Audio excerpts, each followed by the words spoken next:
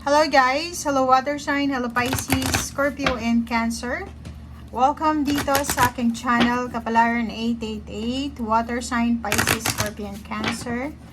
Alamin natin kung anong messages, vibration, gabay, energy para sa inyong lahat. Ito ay general reading, so pwede kang makaresonate. Gamitin mo ang iyong intuition sa panonood. Okay, first 3 cards natin is number 35, number 8, number 10, number 1, number 15, number 6. So, kung makikita mo yung 3 cards na to, it's possibilities siya or opportunities for love life.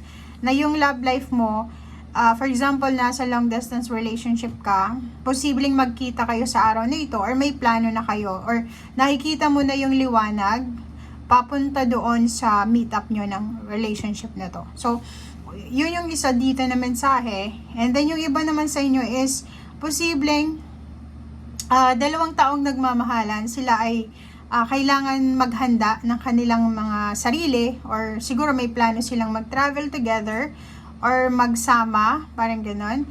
Or may pagkakataon na silang dalawa na magkaroon ng progress kasi may liwanag na end of the tunnel, may pag-asa na. So, paki-comment sa comment section if you are resonated dito. Okay?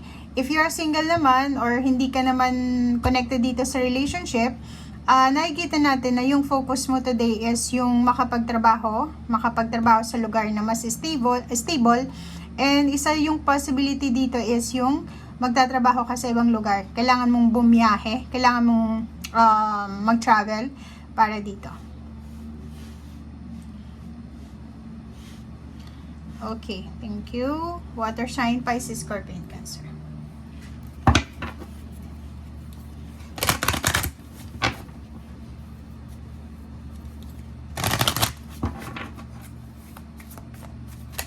Okay, next card is stay focused. So, itong card na stay focused na to is parang sinasabi sa'yo, water sign, na ano man itong mga plano mo sa buhay or ano man itong mga inihahanda mo or pinaghahandaan mo sa sarili mo, kailangan mo dito yung focus. So, make sure na, for example, kung gusto mong magtrabaho sa ibang lugar, gusto mong mag-travel for leisure, for vacation, kailangan mo daw na bigyan ito ng focus sa ngayon. So, mag-ipon ka ng pera, mag-research ka, or if tungkol ito sa relationship, ganun din yung gawin mo. Mag-focus ka sa kung ano yung kailangan mo sa ngayon na gawin. Okay?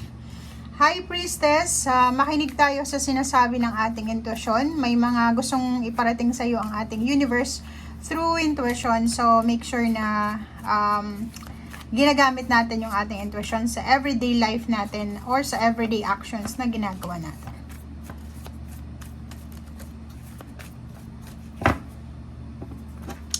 Okay, next card naman natin is 10 of Swords and 2 of Pentacles. So, kung makikita mo dito, sinasabi ng Barasyo dito na may possibilities na may mag-end dito na emotional pain, heartaches, or any kinds ng hurtful events sa buhay mo.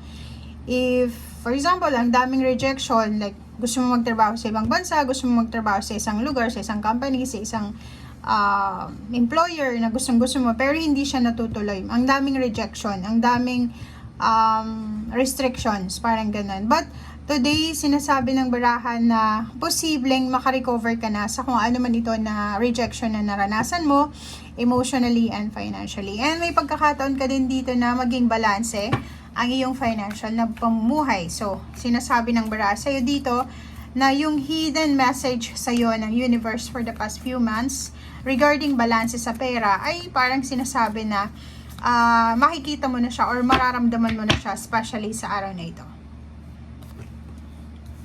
Okay, protect. Protection, sinasabi ng baraha sa'yo dito na today, since nakafocus tayo sa relationship, sa travel, sa money, make sure daw na protectionan mo kung ano yung meron ka sa ngayon or yung kailangan mong protectionan sa buhay mo. Like for example, sarili mo, sa health mo, make sure na protectionan natin ang health natin. Huwag tayong masyadong magtrabaho na walang pahinga. Second is emotion. Protect yourself from unwanted feelings or emotion or yung rejection or kung ano man to na naranasan mo from your past.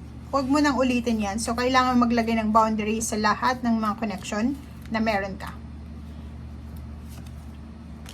O, di ba? So, sinasabi ng baraha dito na proteksyonan mo ang sarili mo laban sa stagnation. So, if ever man na may nararamdaman kang stagnant na situation sa buhay mo, kailangan mong hanapin yung way out niyan. Okay? Yung daan, yung window, yung door palabas dyan sa situation na yan. Like even sadness. Like may nararamdaman kayong sadness or fear. Okay. So, dito sa barahang to, sinasabi na posibleng may paparating na pera sa buhay nyo. So, maraming salapi ito. Okay? Enormous blessings, prosperity na pwedeng dumating sa inyo, unexpected or expected ito sa buhay nyo. So, for example, new job, new source ng income, new source ng energy, or new source ng information, or new source ng pwede mong pagkakitaan or anything. Okay? And, sinasabi ng baraha sa'yo dito na kung ano man itong i-offer sa'yo ng universe ngayon, make sure na harapin natin, tanggapin natin ito with open heart, 'di ba? Kasi minsan, ang dami-daming blessings or biyaya, prosperity, abundance na dumarating sa atin, but since hindi tayo masyadong interesado, hindi natin nabibigyan ng pagkakataon, yun na makapasok sa buhay natin. So parang ini-ignore lang natin. And then nagwe-wait ulit tayo ng another chance and wala nang dumarating. So dito, if ever ano man daw itong dumating, it's either relationship, it's either money, it's either travel, it's either new ways or new energy, tanggapin mo daw to ng maluwag. Okay? And yun, subukan mo lang. Take risk din. Yun yung sinasabi natin dito sa baraha. Okay. So, nakikita natin dito na may possible na excitement na mararamdaman kayo. So, excited kayo sa mga happenings na pwedeng dumating. It's either excited ka sa love life mo, excited ka sa lugar na pupuntahan mo, lalo na kung magta-travel ka, excited ka sa freedom o financial freedom, excited ka sa business na sisimulan mo, or kung ano man itong gusto mong simulan ngayon, sinasabi ng barahan na punong-puno ka ng passion, punong-puno ka ng positivity, sobrang masaya, sobra kang busy, nag-aasikaso ka. So nakikita ko siya dito, it's either pag-aaral, seminar, partnership, collaboration, or anything na may connected sa ibang tao, ang posibleng simulan mo. So, magiging sobrang busy ka siguro sa mga susunod na araw, especially today or the other days, next days, dahil sa may balak mag-aral ulit, may balak magnegosyo, may balak na mag-travel, may balak ditong may celebration, multitasking, may mga pinagpipilian kayo na hindi nyo alam kung alin dito yung maganda, kasi lahat ng choices na nakikita mo ay sobrang ganda. So, nahihirapan ka kung alin dito yung pinakamaganda. Okay? Thank you guys and see you again. Bye!